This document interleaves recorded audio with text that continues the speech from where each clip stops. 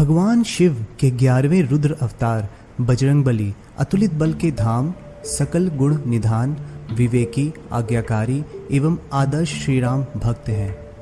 पुराणों में बताया गया है कि हनुमान जी को अष्ट सिद्धि 9 निधि का वरदान जानकी माता से प्राप्त है।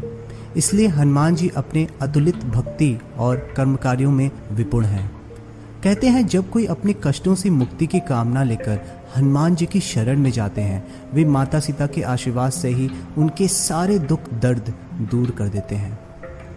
तुलसीदास जी ने हनुमान चालीसा की रचना की है, जिसमें से एक चौपाई में वे हनुमान जी के बारे में कहते हैं, अष्ट सिद्धि 9 निधि के दाता, असबर दीन जानकी माता।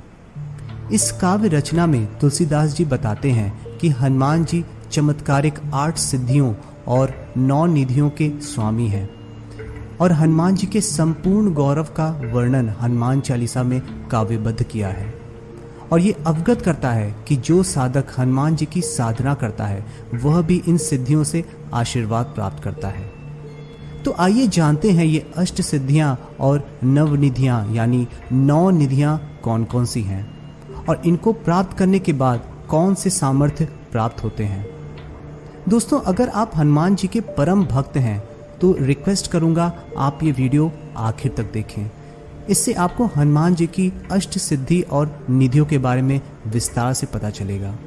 सिद्धि शब्द का निष्कर्ष सामान्यतः ऐसी परलौकिक और आध्यात्मिक शक्तियों से हैं जो कठोर ताप और साधना के द्वारा ही प्राप्त होती है। हिंदू वैदिक धर्म शास्त्रों और पुराणों में अनेक प्रकार की सिद्धियां वर्णित हैं, जिनमें से 8 सिद्धियां सबसे अधिक विख्यात हैं। तो सबसे पहली सिद्धि है अणिमा। यह सिद्धि प्राप्त करने के उपरांत साधक स्वयं को शारीरिक रूप से अति सूक्ष्म बनाने की क्षमता प्राप्त कर लेता है। साधक परिस्थिति के अनुसार छोटा शरीर धारण कर सकता है और जब चाहे तब एक अणु के समान सूक्ष्म देह धारण करने में सक्षम होता है। दूसरी है महिमा। महिमा सिद्धि को प्राप्त करने के पश्चात मनुष्य विशाल रूप धारण करने में योग्य बन जाता है। इस सिद्धि से साधक अपने शरीर को असीमित विशाल बनाने की क्षमता रखता है और अपने शरीर का किसी भी सीमा तक विस्तार कर सकता है। साथ ही वह प्रकृति और भौतिक वस्तुओं का विस्तार करने में भी सक्षम होता है। तीसरी सिद्धि है गरिमा। गरिमा सिद्धि को प्राप्त करने से साधक अपने वास्तविक शरीर को किसी विशाल पर्वत के समान भारयुक्त बना सकता है। इसी साधना से हनुमान जी ने महाबली भीम का गर्वहरण किया था। हनुमान जी एक वृद्ध वानर का रूप धारण करके रास्ते में अपनी पूंछ फैलाकर बैठ गए थे। पूंछ को रास्ते से हटाने के लिए बलशाली भीम ने पूरी शक्ति का उपयोग किया, लेकिन सफलता नहीं मिली। चौथी सिद्धि है लघिमा। लघिमा सिद्धि को प्राप्त करने से साधक अपने शरीर का भार तिनके से भी बिल्कुल हल्का कर सकता है और पल भर में वे कहीं भी आ जा सकते हैं। शरीर इतना हल्का हो सकता है कि वह हवा से भी तेज गति से सैर कर सकता है और शरीर का भार ना के बराबर हो जाता है। साधक अपनी कल्पना शक्ति से किसी भी वस्तु के पास जा सकता है और उसे अपने समीप ला भी सकता है। 5वीं सिद्धि है प्राप्ति। प्राप्ति सिद्धि से साधक संसार में सभी मनोकामनाएं प्राप्त कर सकता है। प्राप्ति सिद्धि से साधक नामुमकिन को भी मुमकिन बना सकता है। वह पशु पक्षियों की भाषा को जानने और समझने में सिद्ध हो जाता है और भविष्य में घटने वाली घटनाओं को देखने की दिव्य दृष्टि भी प्राप्त कर लेता है। 6वीं सिद्धि है प्राकाम्य। इस सिद्धि की मदद से पृथ्वी की गहराइयों में पाताल तक जा सकते हैं, आकाश में उड़ सकते हैं और मनचाहे समय तक पानी के भीतर भी जीवित रह सकते हैं। यह साधक को चिरकाल तक युवा बनाए रखती है। साधक अपनी इच्छा के अनुसार किसी भी देह को धारण कर सकता है। इस सिद्धि से वह किसी भी व्यक्ति या वस्तु को चिरकाल तक अपने अधीन कर सकते हैं। 7वीं सिद्धि है ईशित्व। ईशित्व का अर्थ है ईश्वरीय तत्व, यानी यह सिद्धि साधक को दैवीय शक्तियां प्रदान करती है। इस सिद्धि को प्राप्त करने के बाद साधक भगवान की श्रेणी में स्थित हो जाता है। वह संसार पर अपना स्वामित्व प्राप्त कर सकता है। 8वीं और आखिरी सिद्धि है वशित्व। इस सिद्धि को प्राप्त करने से साधक किसी भी वस्तु या व्यक्ति को अपने वश में कर सकता है। इसका उपयोग करने से आप सम्मोहन शक्ति से किसी को भी वश में करके अपना काम करवा सकते हैं। इसके माध्यम से दूसरों को अपने इशारे पर नियंत्रित किया जा सकता है, चाहे फिर वो जानवर, पक्षी या फिर इंसान ही क्यों ना हो। ये आपको मन पर नियंत्रण पाने और जितेंद्रिय बनाता है। तो दोस्तों, ये थी हनुमान जी की 8 सिद्धियां। अब हम जानते हैं हनुमान जी की 9 निधियों का रहस्य। कहा जाता है कि धन के बिना जीवन के किसी भी आयाम को सार्थक रूप देना संभव नहीं हो पाता है।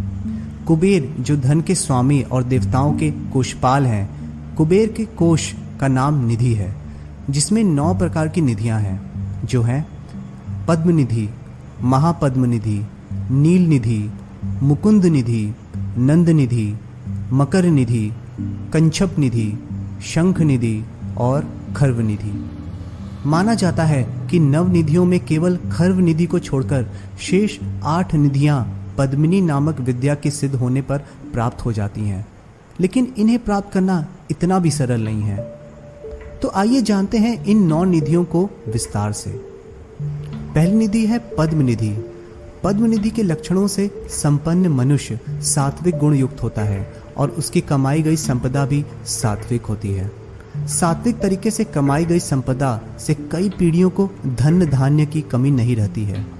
ऐसे व्यक्ति सोने, चांदी, रत्नों से संपन्न होते हैं और उदारता से दान भी करते हैं। दूसरी निधि है महापद्म निधि। महापद्म निधि भी पद्म निधि की तरह सात्विक है, हालांकि इसका प्रभाव 7 पीढ़ियों के बाद नहीं रहता है। इस निधि से संपन्न व्यक्ति भी दानी होता है और 7 पीढ़ियों तक सुख ऐश्वर्य भोगता है। तीसरी निधि है नील निधि। नील निधि में सत्व और रजगुण दोनों ही मिश्रित होते हैं। ऐसी निधि व्यापार द्वारा ही प्राप्त होती है, इसलिए इस निधि से संपन्न व्यक्ति में दोनों ही गुणों की प्रधानता रहती है। इस निधि का प्रभाव 3 पीढ़ियों तक ही रहता है। चौथी निधि है मुकुंद निधि। मुकुंद निधि में रजगुण की प्रधानता रहती है, इसलिए इसे राजसी स्वभाव वाली निधि कहा गया है। इस निधि से संपन्न व्यक्ति या साधक का मन भोग आदि में लगा रहता है।